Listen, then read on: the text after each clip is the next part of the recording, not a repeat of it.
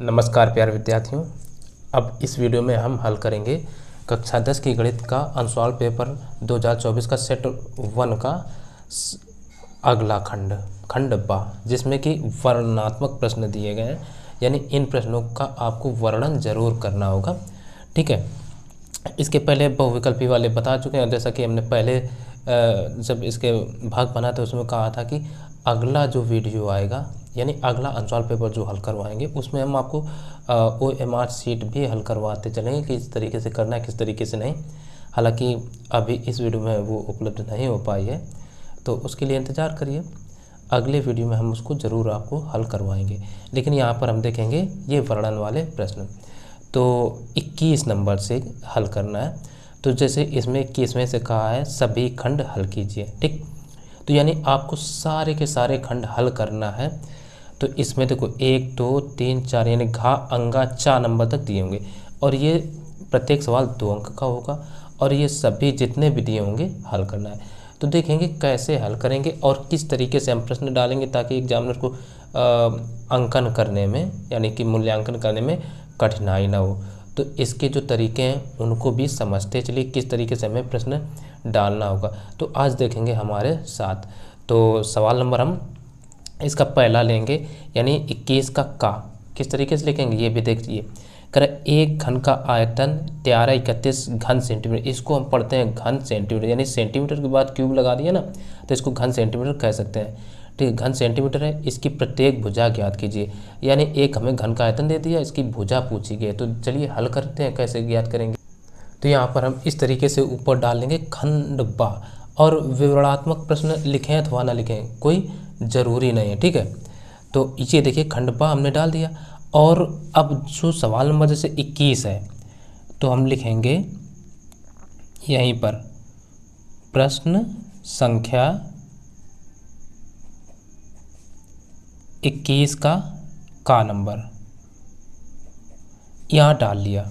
ठीक, 21 का यहीं पर डाल लेंगे और इधर हल करते हैं, हल इधर डाल देते हैं। तो इससे होगा क्या, एग्जामिनर की तुरंत इधर नज़र पड़ेगी और वो तुरंत अंकन कर देगा यदि आपका सवाल सही है तो।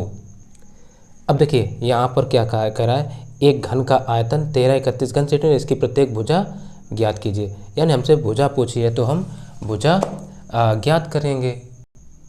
तो यहाँ पर हम पहले लिख लेंगे घन का आयतन जो हमें दिया है। ठीक है, घन का आयतन बराबर कितना दे रखा है 1331। ठीक, और ये घन सेंटीमीटर है,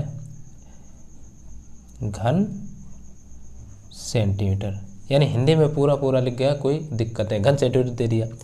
अब हमसे पूछा है कि इसकी प्रत्येक भुजा ज्ञात कीजिए। यानी हमें भुजा ज्ञात करना है। तो हम मान लेते हैं, माना घन की भुजा बराबर A सेंटीमीटर। देखो घन का आयतन होता है हमेशा घन सेंटीमीटर यानी सेंटीमीटर क्यूब में, तो उसकी जो भुजा होगी उसको हम केवल सिंगल डिजिट में माने यानी कि सेंटीमीटर में। ठीक, तो अब देखो घन का आयतन जब दे दिया तो हम इसमें सूत्र घन के आयतन का ही लगाएंगे। तो हमें सूत्र पता होना चाहिए। सूत्र हम लिखे देते हैं, घन का आयतन बराबर होता है भुजा क्यूब। ठीक, तो घन का आयतन कितना दे रखा है 1331, तो हमने लिखा 1331 और भुजा हमने मानी A, तो A क्यूब हो जाएगा। अब देखो इधर क्यूब है, इधर ये एक संख्या दी गई, तो इसका अर्थ है हुआ कि इसका हम घनमूल ले लें। तो हम घनमूल लेने के लिए इधर कुछ रफली यहीं काट पीट लेते हैं। तो देखो ये संख्या कटेगी 11 से। ठीक, तो 11 कम 11 1 बचा, इधर आगे मतलब 11 कम 11 2 बचे ना, तो इधर आ जाएंगे तो 23 हो गया। तो 11 दूना 22, एक फिर बचा 11 कम 11, 11 से ये फिर कट जाएगा 11 कम 11 और एक बचा तो 11 कम 11 और ये 11 से ये कटेगा। और घन होता है 3 3 का जोड़ा। तो इस तरीके से हमने घन निकाल लिया। तो यहाँ से ये आ जाएगा A बराबर 11। ठीक है, यानी अतः इसकी भुजा क्या हो जाएगी, अतः भुजा बराबर ए बराबर कितना आ गया 11 सेंटीमीटर। ठीक, यही इसका आंसर हो जाएगा।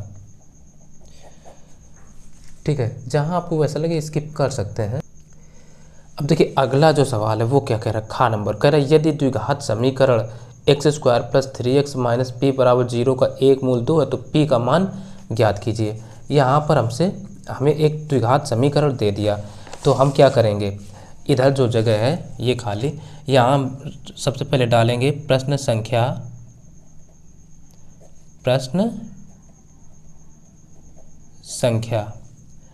21 का खा नंबर।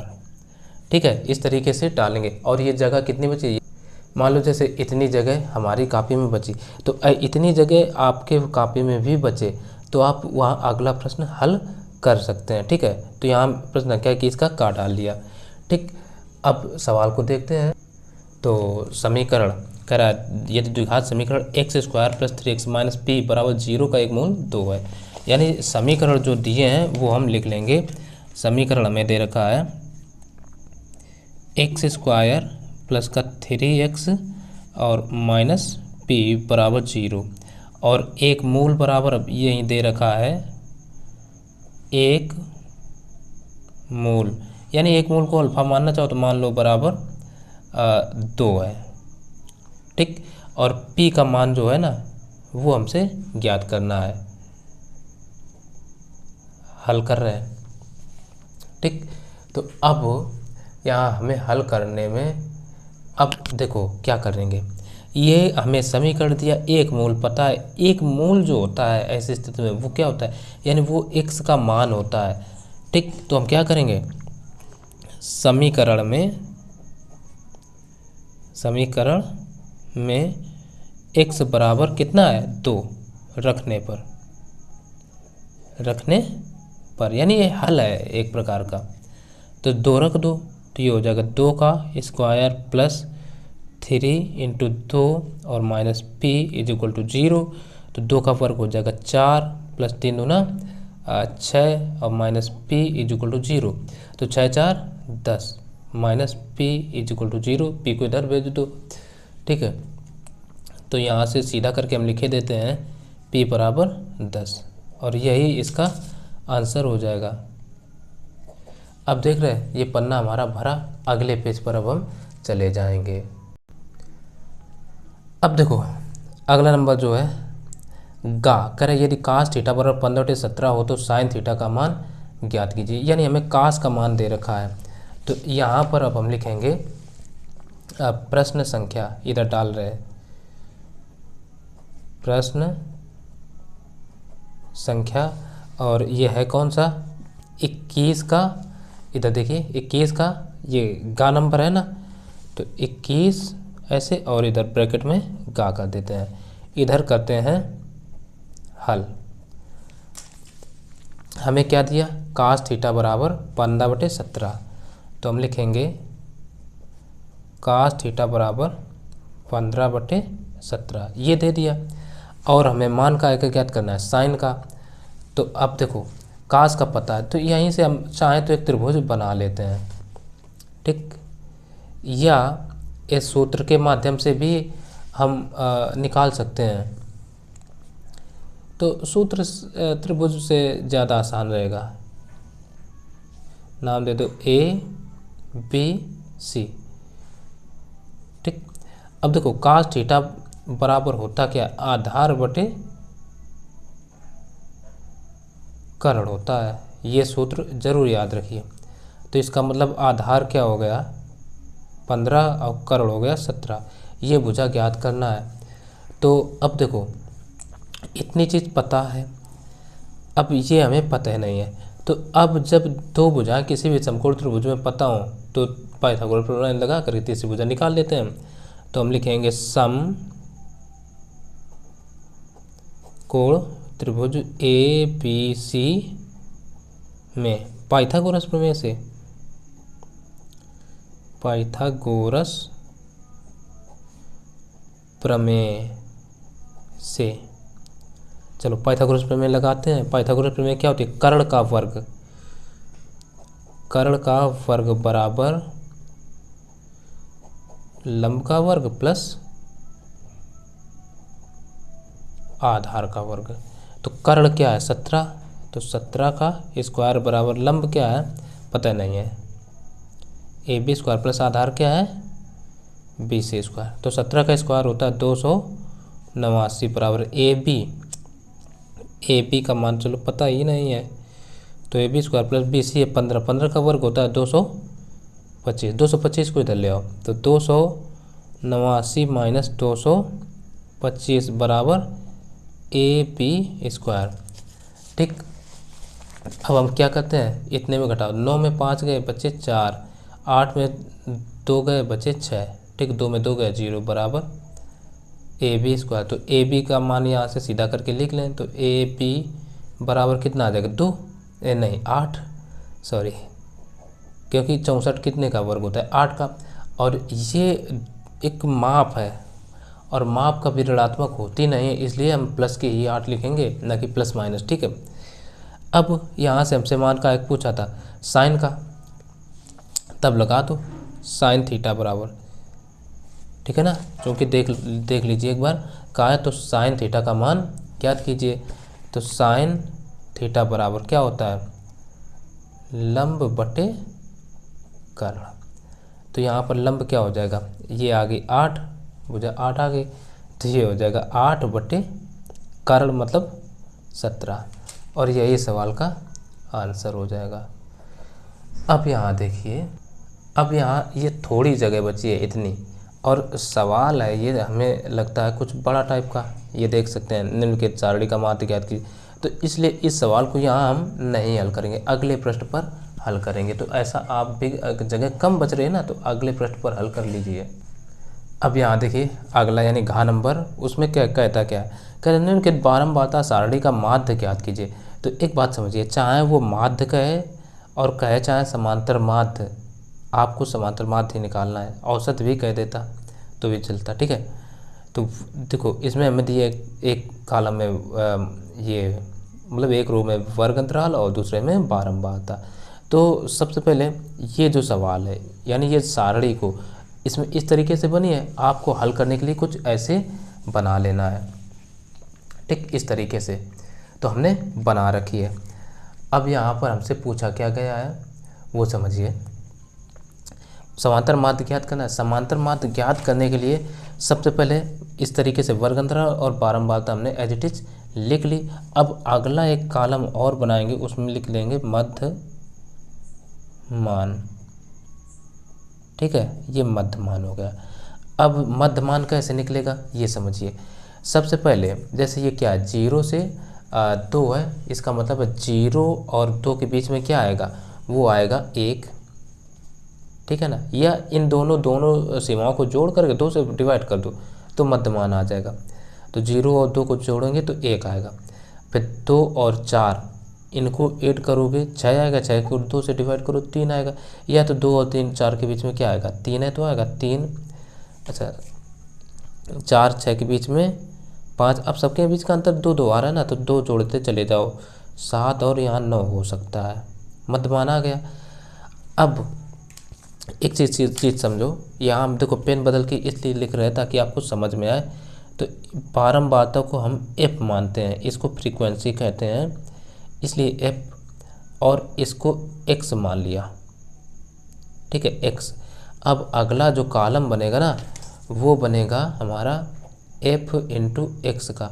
अच्छा, इसको कल्पित माध्य करके भी हल कर सकते हैं, लेकिन लंबा खींचेगा क्या फ़ायदा, छोटी छोटी संख्याएं गुणा आसानी से हो जाएगा, इसलिए हमने इतना किया। अब देखो f इंटू एक्स यानी f और x का गुणा, तो 1 का 1 में तो 1, 2 का 3 में 2 3 6, 6 का 5 में 5 का 30, 7 का 8 में तो 8 सत्ते 56, 8 सत्ते 56, और 9 का 3 में तो 9 त्रिक 27, इतना आ गया। एक बार चेक कर लो, 1 2 3 6, 6 पंचे 30, 8 से 56 और 3 त्रिका 9।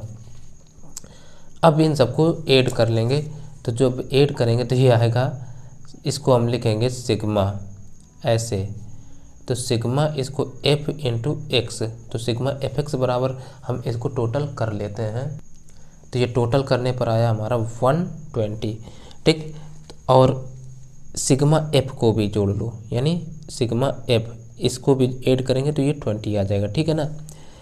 अब देखो हमसे पूछा क्या है, माध्य पूछा है ना, तो माध्य बराबर सूत्र होता है।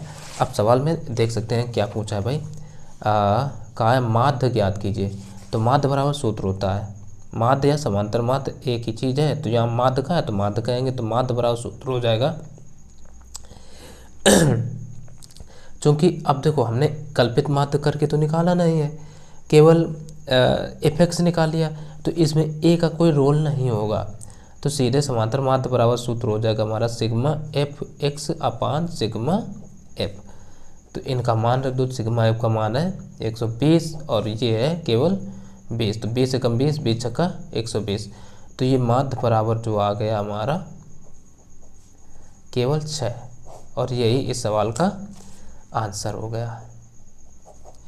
ठीक, अब अगला सवाल देखो, इतनी जगह बची है हमारी, इतनी आप देख सकते हैं, तो इतने में एक अगला जो सवाल है ना वो हमें लग रहा है छोटा है, और छोटे सवाल के चलते यहाँ पर हम वो सवाल हल कर सकते हैं, तो यहीं पर डाल देंगे प्रश्न संख्या 21 का अंगा नंबर। ठीक है, 21 का अंगा, और इधर से करते हैं हल। हल में देखिए भाई, सवाल कह रहा है बिंदुओं -3, 10 और 5, 4 को मिलाने वाले रेखाखंड के मध्य बिंदु के निर्देशांक ज्ञात कीजिए। तो यहाँ बिंदु जी दिए हैं, बिंदु -3 और 10 और 5 और 4 हैं, तो हम क्या करते हैं हल करने के लिए, एक ये रेखाखंड बना लिया, रेखाखंड बना लिया, नाम दे दिया इसको ए, इसको बी। अब यहाँ जो बिंदु दिए हैं, बिंदु क्या है, -3 और 10 हैं, पहले के हो गए -3, 10, और दूसरे के हो गए 5, 4, तो इधर हम लिख लेते हैं 5, 4। ठीक, मध्य बिंदु के निर्देशांक मान के चलिए हमें ज्ञात करना है, इसको सी कह लेते हैं, यानी सी के x, y ये ज्ञात करना है। तो देखो एक सूत्र होता है, सबसे पहले हम क्या करें, इसको x1, इसको y1, इसको x2 और इसको y2 ये करके मान लिया। तो मध्य बिंदु के निर्देशांक के सूत्र क्या होते हैं, यहाँ पर हम लिख रहे हैं मध्य बिंदु के निर्देशांक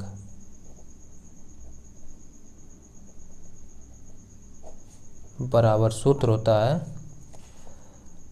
x1 प्लस x2 अपान 2, y1 प्लस y2 अपान 2, ये सूत्र होते हैं। अच्छा, मध्य बिंदु के निर्देशांक यानी x, y ये बराबर होता है, तो यहाँ से यानी x, y बराबर हम क्या लिख सकते हैं, x1 कितना है, -3, -3 प्लस x2 का मान कितना है 5/2, y1 का मान यहाँ पर कितना है 10 और प्लस y2 यानी 4/2। अब देखो 5 और 3 जोड़ो तो बचेगा 2, तो 2/2, इधर 10, 4, 14/2, 2 एकम 2 और 2 सत्ते 14, तो यह कितना जाएगा 1, 7, और यही इसके हो जाएंगे आंसर। मध्य बिंदु के निर्देशांक जो हमसे पूछे गए थे वो आ गए 1, 7, यही इसका आंसर हो गया। अगला नंबर, अब देखो 4 नंबर जो है वो क्या करें, यदि बिंदुओं -1, -3 तथा x, 9 के बीच की दूरी 13 मात्रक है, तो x का मान ज्ञात कीजिए, यानी x के मान हमें ज्ञात करना है।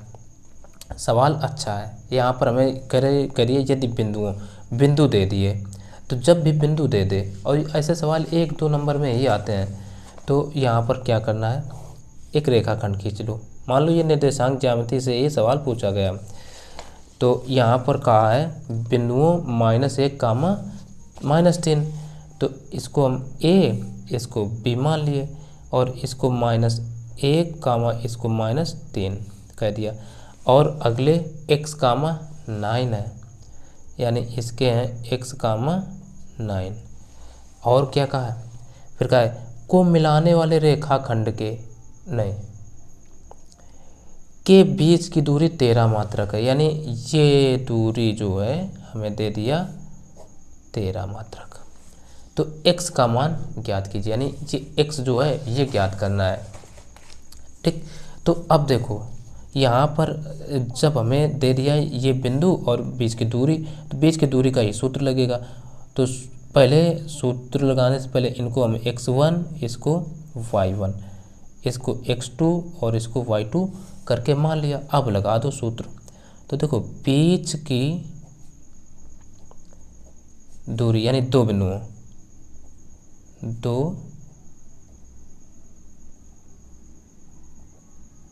बिंदुओं के बीच की दूरी बराबर सूत्र होता है under root x2 minus x1 का whole square plus y2 minus y1 का होल स्क्वायर, ये सूत्र होता है। तो हम लगा देंगे। अब देखो x2 का मान है x minus x1, x2 minus x1, x1 का मान क्या है -1, तो माइनस ये हो जाएगा प्लस का 1। देखो माइनस ये और माइनस ये सूत्र वाला दोनों मिलके क्या हो जाएंगे प्लस के 1, तो का होल स्क्वायर हो जाएगा। फिर प्लस y2 का मान है 9 माइनस y1 का मान है कितना 3, वो भी माइनस का, तो माइनस ये सूत्र वाले और माइनस ये मिलके क्या हो जाएंगे प्लस का 3 का होल स्क्वायर। अब देखो यहाँ हम होल स्क्वायर ओपन कर सकते हैं। अच्छा, बीच की दूरी भी हमें दे रखी है 13, तो यहाँ हम 13 रख सकते हैं 13, इसका होल स्क्वायर ओपन कर लो, तो ये a प्लस बी का होल स्क्वायर वाला सूत्र बना। तो यहाँ हम a प्लस बी का सूत्र आपको दिखाते हैं, चूँकि a प्लस बी का होल स्क्वायर बराबर क्या होता है a स्क्वायर प्लस ये b स्क्वायर प्लस का 2ab ये होता है। तो यहाँ पर a के स्थान पर क्या है x है, तो हम x का स्क्वायर, चूँकि a स्क्वायर है ना, ओह इधर देखो ये लिखा ना, चूँकि a स्क्वायर a के स्थान पर क्या है x है, तो x स्क्वायर प्लस b के स्क्वायर ये कटा है ना, b के स्थान पर 1 है तो a का स्क्वायर 1 रहता है, प्लस फिर क्या होता है 2ab है, तो 2 और a के स्थान पर x है, b के स्थान पर 1। अब देखो इनमें 2a b का गुणा यानी b के स्थान पर 1 है, तो इतने रहेगा, कोई अंतर नहीं आएगा, प्लस 9 3 12 का होल स्क्वायर ये हो जाएगा। ये हमने लाल पेन से इसलिए लिखा ताकि आपको समझ में आ जाए। अब पेपर में आपको एग्जामिनर को नहीं समझाना है, वो हल करना, वो खुद इतने समझदार होते हैं, वो हल कर दें समझ जाएंगे ना।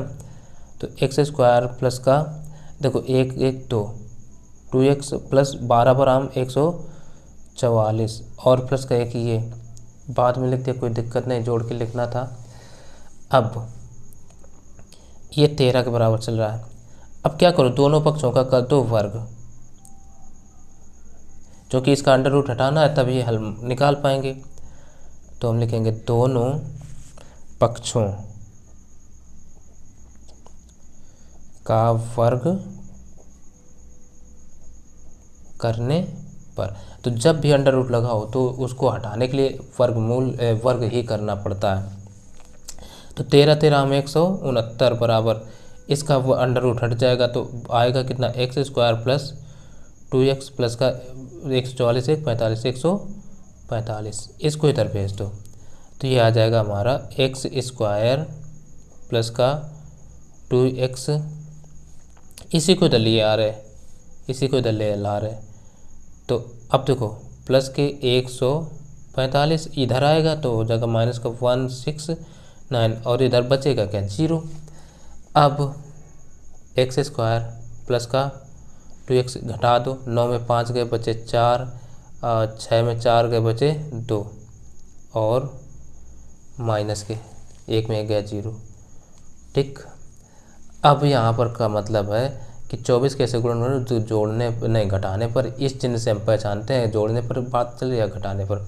घटाने पर 2 बचे, तो 6 चौको 24, तो एक्स स्क्वायर माइनस के नहीं प्लस के 2 बचना, तो 6x माइनस के 4 लिखेंगे, 6 चौको 24 और माइनस के 24 as it is equal to 0। अब देखो इतने से x कामन, तो x प्लस का 6 और इतने से माइनस 4 कामन लेंगे तो x माइनस का 4 छंग 24 यानी 6।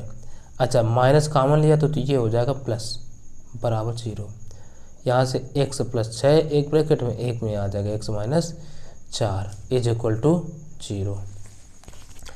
अब हमसे पूछा x के मान ज्ञात कीजिए, तो x के मान के लिए क्या करेंगे,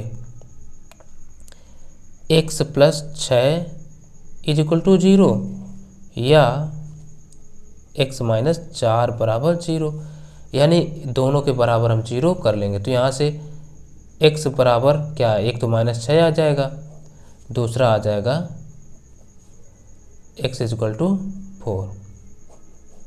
तो x के सवाल में क्या कहा था, x के मान ज्ञात कीजिए, x के मान ज्ञात कीजिए। तो इसका मतलब x के जो मान आए हमारे, तो वो 2 आ चुके हैं, कौन कौन से। अतः हम यहाँ पर अब लिख सकते हैं x is equal to 4 comma minus 6, यही आंसर हो जाएगा। ठीक, अगला नंबर। अब देखिए प्रश्न संख्या, अब देखो अगला जो है कह रहा है 22वें में किन्हीं 5 खंडों को हल कीजिए, यानी इसमें हमें 1 2 3 4 5 हो सकता है एक आगे और दिए रखे हों, हाँ इधर एक और दिए हैं, ये 4 नंबर। तो इनमें कोई 5 करना है, लेकिन हम आपको पूरे के पूरे हल करके बताएंगे, क्योंकि हम हल करवा रहे हैं ना इसलिए। तो इनमें से कोई भी 5 आपको करना है, एक छोड़ देना है, जो भी 5 आ जाए। लेकिन हम यहाँ आपको एक तरफ से सब हल करके बताएंगे, क्योंकि हल करवा रहे हैं ना। तो अब देखो का नंबर कह रहा 2 ऐसे क्रमबद्ध विषम धनात्मक पूर्णांक ज्ञात कीजिए। धनात्मक की बात कर दी, ऋणात्मक वालों को छोड़ देना है, जिनके वर्गों का योगफल 290 हो। तो यहाँ पर हमें इस तरीके से ऊपर डालेंगे प्रश्न संख्या 22 का और इधर से करते हैं हल में एक बात, एक देखिए क्या कहा है कि इन्हें 2 धनात्मक विषम पूर्णांक जिनके वर्गों को 290 है। तो मान लेते हैं, माना 2 धनात्मक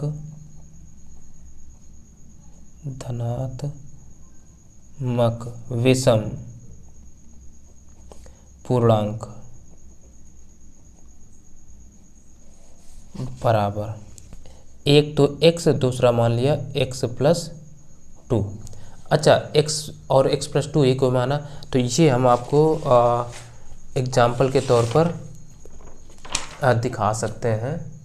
कई लोग मानने में गलतियां करते हैं और अलग अलग तरीके से बताएं। तो अब देखो माना, जैसे हमने मान लिया कि 2 नहीं, एक जो है ना, एक ये कैसी संख्या है, विषम संख्या है।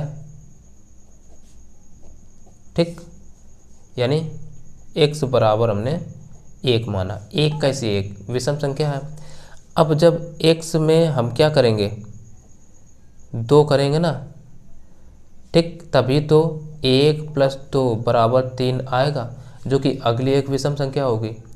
तो इसलिए 1 हमने जब x माना तो अगली संख्या जो है ना x प्लस 2 मानी है, ये समझ के चलना है। ठीक, अब देखो 2 विषम पूर्णांक मान लिया, x प्लस 2 और x। तो अब देखो यहीं से प्रश्न बन गया हमारा, प्रश्नानुसार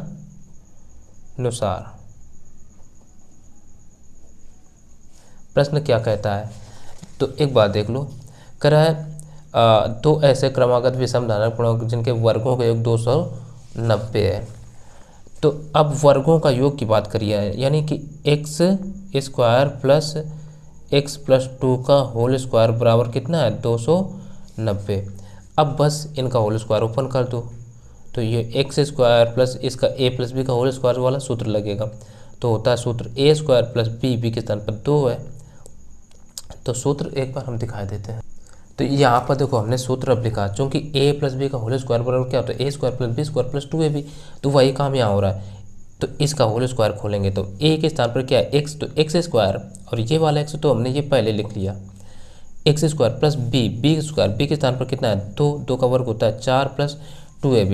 तो 2 इंटू ए का मान क्या है एक्स इंटू बी का मान क्या है 4 नहीं 2, तो 2 इस तरीके से लिख सकते हैं। अब बराबर कितना है 290 ये किया। अब देखो आगे ये एक एक 2 एक्स स्क्वायर प्लस 4, ठीक है, प्लस इनका 2 दूना 4x और 290 को इधर ले आओ तो माइनस के 290 इज इक्वल टू कितना हो जाएगा 0। अब 4 290 में घटेंगे तो यह इधर से 2x स्क्वायर प्लस के 4x पहले लिख लो। अब देखो माइनस 290 में 4 घटा दो तो बचेगा कितना 286 इज इक्वल टू कितना 0। 2 अब देखो यहाँ भी 2 इसमें भी, इसमें सब में 2 कॉमन मिल जाएगा, मतलब कॉमन का मतलब भाग 2 का भाग चला जाएगा। तो इधर क्या बचेगा एक्स स्क्वायर 2 कॉमन लिया ना तो यहाँ से पूरा पूरा बाहर आ जाएगा और 2 का इसमें भाग चला है 2 दूना 4 यानी प्लस के 2x और माइनस के 2 एकम 2 2 चौको 8 और 2 तियाँ 6 इज इक्वल टू 0। अब 2 जो भाग कॉमन लिया ना इसके बटे में भेज दो तो इधर आ जाएगा एक्स स्क्वायर प्लस का 2x माइनस के 143 इज इक्वल टू 0। अब सवाल बना कि 143 के ऐसे गुणनखंड करो, 2 गुणनखंड जो कि द्विघात समीकरण पढ़ रहा है, कि उनको घटाया जाए तो 2 बचे। तो पहली संख्या तो ये 11 से कट जाएगी, हमें पता है 11 एकम 11 3 बचे 11 तियाँ 33, अगली संख्या 13 से कटेगी, गुणनखंड बन गया। तो एक्स स्क्वायर पहले बड़ा गुणनखंड क्या है 13 है ना, तो प्लस के 13x। अब फिर अगला माइनस के 11 लिखेंगे तभी तो घटकर 2 बचेंगे, ठीक, माइनस के 143 इज इक्वल टू 0। अब कामन देखो इतने से x कामन लेंगे, इसमें से x कामन तो अंदर बचेगा x प्लस का 13 और इतने से अच्छा यहाँ x था x 11x लिखा ये, इतने से 11 कामन और जो चिन्ह यहाँ लगा वही चिन्ह यहाँ कामन मिलेगा। तो जब माइनस है तो माइनस कामन आ गया तो अंदर बचेगा x और प्लस का 13 बराबर 0, भाग दिया ना तो ये 13 तो आएगा, इधर पत्ता दिए रखे हैं x प्लस 13 और ये x minus 11 is equal to 0। अब हमें धनात्मक विषम पूर्णांक ज्ञात करने हैं, चूँकि वही हमने माने हैं, ठीक है, तो उसको निकालने के इनके दोनों के बराबर कर लो 0। तो x प्लस 13 बराबर 0 या x माइनस 11 बराबर 0। अब जब हम एक के बराबर 0 करेंगे यानी x प्लस 13 बराबर 0 या काटो इसको x बराबर जब x प्लस 13 बराबर 0 तो 13 को इधर भेज दो तो यहाँ से x बराबर आ जाएगा माइनस का 13 जो कि हो जाएगा अमान्य। भाई चूंकि हमें धनात्मक पूर्णांक ज्ञात करना है, ये माइनस का आ गया तो छोड़ो इसको, या x माइनस 11 या x माइनस 11 बराबर जब 0 होगा तो x बराबर क्या आ जाएगा 11, ठीक, आ गया x का मान 11। तो अब हमें जो धनात्मक विषम पूर्णांक माने हैं अब निकाल लेंगे। अतः 2 धनात्मक विषम पूर्णांक बराबर क्या है x, 1x प्लस 2 माने थे तो ये हमारा आ जाएगा 11 प्लस 2 तो 11 कामा 11 + 2 = 13। यही इस सवाल का आंसर हो जाएगा। तो देख सकते हैं ये पूरा का पूरा सवाल हल हो गया। ठीक है, अगला सवाल देखेंगे।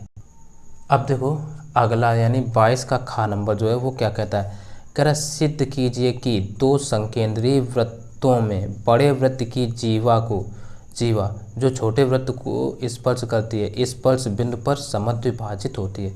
तो जैसा दिया उसी के अनुसार हम एक चित्र बनाएंगे। तो यहाँ पर आप देख सकते हैं चित्र कैसे बनेगा। सवाल को पढ़ते जाइए। कह रहा सिद्ध कीजिए, इधर कह रहा सिद्ध कीजिए कि दो संकेंद्रीय वृत्तों में यानी दो वृत्त जो है ना कैसे हैं, संकेंद्रीय हैं। तो हम एक ये इस तरीके से वृत्त बना लिए जिनका केंद्र मान लेते हैं ये की है, ये ओ केंद्र है। ठीक है ना, ओ केंद्र हो गया। फिर क्या कहा है, क्योंकि चित्र बनाना जरूरी है। वृत्तों में बड़े वृत्त की जीवा जो छोटे वृत्त को स्पर्श करती है। मान लो ये बड़ा वृत्त हो गया, इसकी एक जीवा ये छोटे वृत्त को क्या कर रही है, स्पर्श करती है। इसका नाम दे देते हैं ए, इसको दे देते हैं बी, और जहाँ स्पर्श कर रहे उसको हम एम नाम दे दिए। आगे स्पर्श करते स्पर्श बिंदु पर समद्विभाजित होती है, यानी अब कह दिया कि स्पर्श बिंदु पर समद्विभाजित होती है। इसका मतलब है जितना ये इतना ये हमें सिद्ध करना है। तो सबसे पहले जब भी ऐसे सवाल हों तो उनमें हम कुछ चीज़ें लिखते हैं। तो देखो इसको हल कर रहे हैं ना, तो इसमें सबसे पहले हम हेडिंग डालेंगे दिया है। ठीक, चूँकि यहाँ से हल कर रहे हैं, हल लिखना भूल गए। ठीक है ना, तो समझ लो अब दिया है लिखना है। तो ये दिया है कैसे लिखेंगे, देखो काय सिद्ध कीजिए दो संकेंद्रीय वृत्त, तो हम लिखेंगे दो संकेंद्रीय वृत्त, दो संकेंद्रीय वृत्त जिनका, अब ये हम थोड़ा पाज करके लिखे देते हैं। ठीक, हमने लिखा जिनका केंद्र ओ है। ठीक है, फिर कर रहा है जो छोटे वृत्त की जीवा को स्पर्श करती है, यानी बड़े वृत्त की जीवा जो छोटे वृत्त को स्पर्श, यानी ए बी। तो ए बी हमने माना ए बी एक जीवा है, ये लिख देंगे, और एम एक स्पर्श बिंदु है। तो ये हमने लिख लिया। ठीक है, देखो जिसका केंद्र वो है ए बी बड़े वृत्त की जीवा, चूँकि ए बी बड़े वृत्त की जीवा ये भी तो दिए गए हैं ना सवाल में, यहाँ पढ़ सकते हैं बड़े वृत्त की जीवा जो छोटे वृत्त को स्पर्श करती है, यानी एक कोई ना कोई जीवा होगी। हमने मान लिया कि ए बी है वो। ठीक, अब अगली हेडिंग पड़ेगी, कुछ इसमें रचना करेंगे, क्योंकि अब तो कुछ दिया नहीं, तो ये हम अपनी ओर से रचना करेंगे। रचना में क्या करेंगे, ये ओ है, इसको ए से मिला दो और इधर बी से मिला दो, ये कह दिया ना। और ओ को एम से मिला दो, यानी तीनों बिंदुओं से मिला देना है। तो रचना में लिखा बिंदु ओ को ए कामा बी व ओ से नहीं एम से मिला दिया ना। अब जो बचा, अब बचा कुछ कुल मिलाकर कोई उत्पत्ति, इतना आप लिख देंगे ना, कुछ भी नहीं हल करें तो भी 1 नंबर सवाल में मिल जाएगा। 1 नंबर पाने के लिए इतना आप कर सकते हैं। उत्पत्ति बचा पूरा मिल जाएगा, हो सकता है 2 भी दे दे। ठीक है ना, उत्पत्ति में क्या करें, सबसे पहले देखो अब हमें 2 त्रिभुज प्राप्त हो गए। कौन, एक ओ एम ए या ओ एम कुछ भी कह लो, एक ओ एम बी। तो ये दोनों त्रिभुज ले लेते हैं, त्रिभुज ओ एम ए व त्रिभुज ओ एम बी ओ। अब एक चीज़ बची, सिद्ध करना है। हेडिंग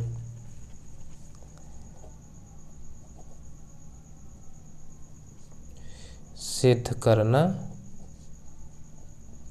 है। ये हमें सवाल से देख कर के ही लिखना होता है। सिद्ध क्या करना है, कह रहे स्पर्श, देखो छोटे वृत्त की स्पर्श करती है, कोई स्पर्श करती है, स्पर्श बिंदु पर समद्विभाजित होती है। यानी ये जो जीवा है कि स्पर्श बिंदु पर समद्विभाजित हो रही, ये करना है, मतलब कि ए एम बराबर बी एम, यही तो हमें सिद्ध करना है ना, ए एम बराबर बी एम, ये सिद्ध करना है। अब उपपत्ति डाल लो, उपपत्ति। चलो उपपत्ति में क्या करते हैं, हम ले लेते हैं त्रिभुज ओ एम ए, त्रिभुज ओ एम ए व त्रिभुज ओ एम बी में।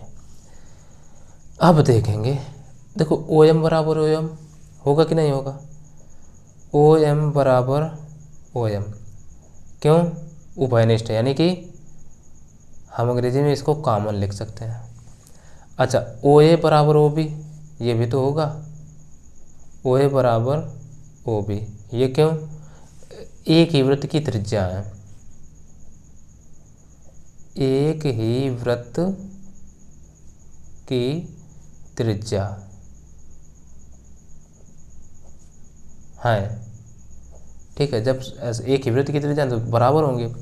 अच्छा यहाँ कोण कितने बनेगा, 90 अंश का, क्योंकि त्रिज्या जो है ना स्पर्श रेखा के स्पर्श बिंदु पर सदैव लंब होती है। कोई भी त्रिज्या है ना, जैसे ओ ए क्या है, छोटे वृत्त की त्रिज्या, और ये स्पर्श बिंदु है, तो यहाँ पर क्या लंबाई तो होगी, इसलिए ये कोण 90 अंश से हम लिख सकते हैं कोण ओ एम ए बराबर कोण ओ एम बी, ये क्या है, प्रत्येक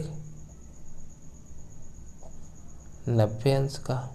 अब लगा दो त्रिभुज आर एच एस सर्वांग समता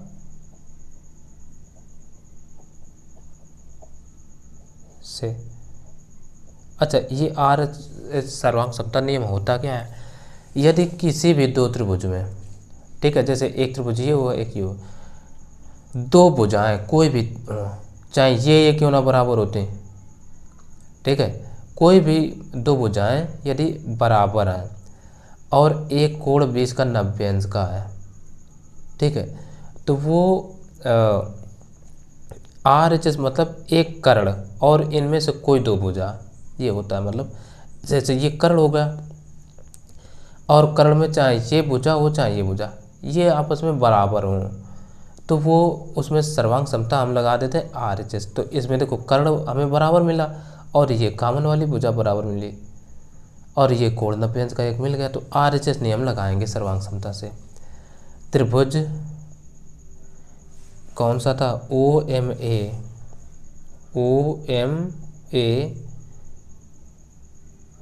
सर्वांग सम हो जाएगा त्रिभुज ओ एम बी के।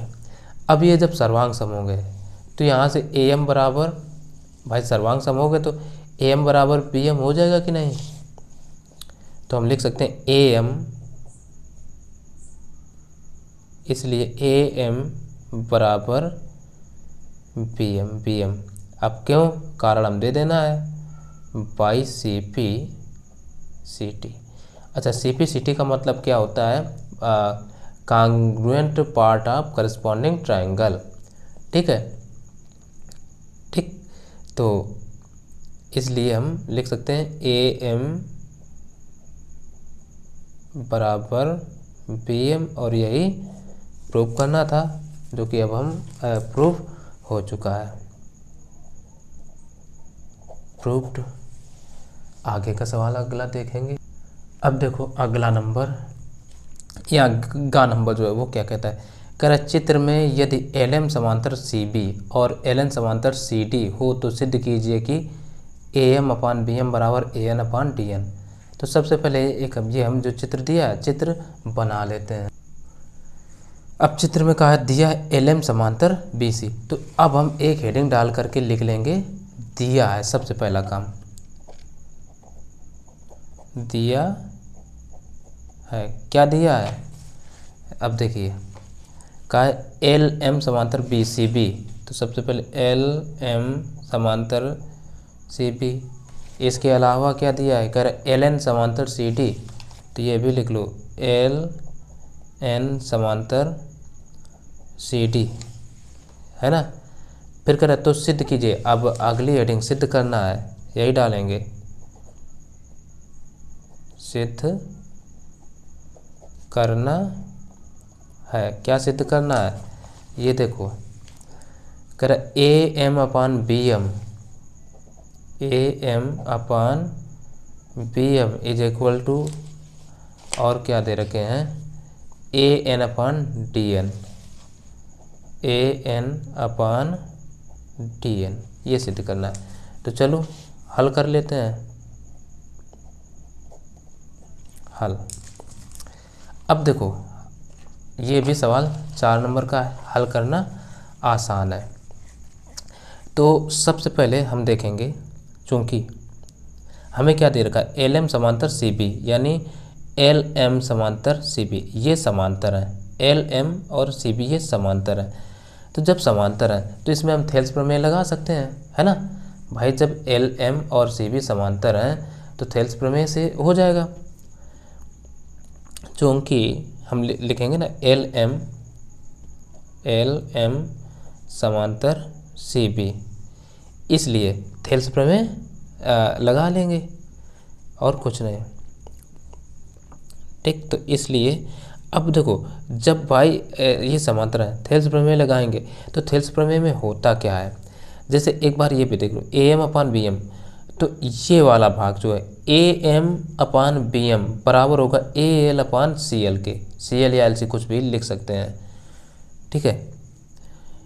तो इसको हम यही लिख लेंगे, A M upon B M is equal to A L अपान सी एल। इसी को समीकरण 1 और कारण में दे देंगे थेल्स प्रमेय से। थेल्स प्रमेय यही तो कहती है, यदि किसी त्रिभुज में